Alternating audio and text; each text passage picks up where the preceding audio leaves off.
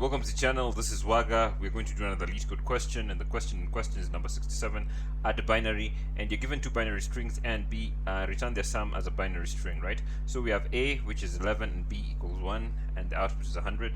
And how you would solve this is you must think of, we could think of this number. This is a binary number represented by, a binary number of course has ones and zeros, and how we would get the sum of this is just adding it up, right?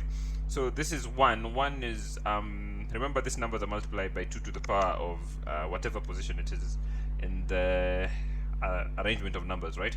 So in this case we have, the first number is 1 times 2 to the power 0, which is 1, plus the next number is 1 times 2 to power 1, which is 2, plus the next number is 0 times 2 to power 2, which is 4, right? Plus the next number is 1 times 2 to power 3, which is 8, right?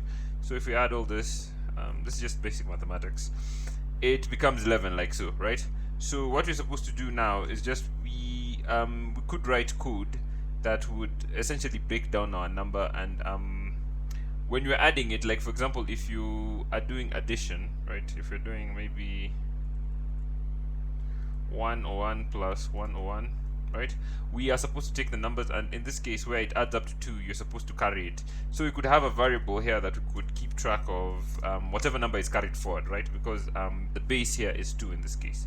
So basically that's the main idea when you're trying to solve this add binary question. Pretty straightforward, and let's implement it. And what we do first is we create an array for our results. We could make this just an array, and the next thing we have our variable for the carrying over, and after that we have an I and a j, a pointer, and we'll start this pointers because we start adding at the very end, right? We're going to start our pointers at the very end, like here and here in this case, right? So we could say I is going to be the length of A minus 1, j is going to be the length of B minus 1, and then we say while I is greater than or equal to 0, or j, well, there's still something in the numbers, right? J is greater than or equal to 0, or we have a carry. What we do is we set the total, we set our carry to the total, right? We put our carry in the total. That's the first thing we need to do, and then we go to the numbers now. What we need to do is we check if I is greater than or equal to 0, like so. The total is going to be we just add the total, right? And we could just get I, like so, right? And we could do the same for j, more or less, because it's going to be more or less exactly the same, right? And we come here, paste this, and this is supposed to be j, like so, and this is going to be b and j. So we add those two last numbers, right? We take them, we add them as numbers, and we put them in the total, right? And after that we are supposed to decrease I and j. We move I inwards and j inwards so that we can go to the next number. So we say I minus 1, and we come here and say j minus 1. We move it, we move the pointer forward, and afterwards we append to the result, right? We say result dot append, and what we want to add, we want to append to our result is going to be the total, and for it to get the modulus by 2, right? And carry, and the carry is just going to be the total, and we floor divide it by 2, right?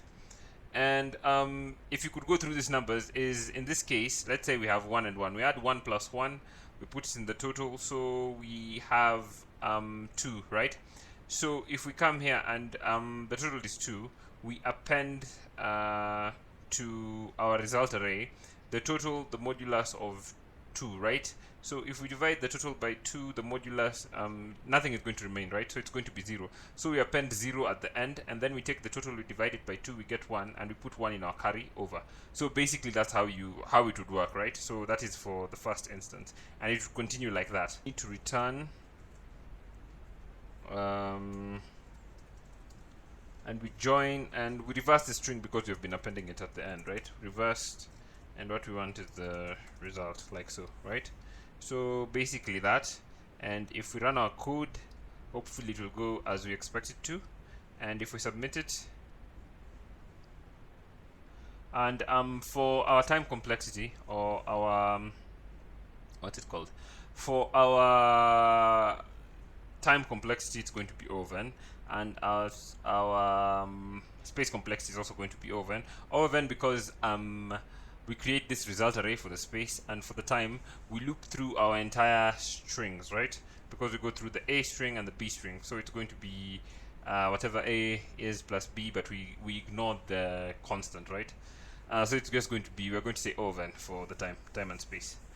Thank you for watching. Subscribe to the channel. I'll see you in the next video.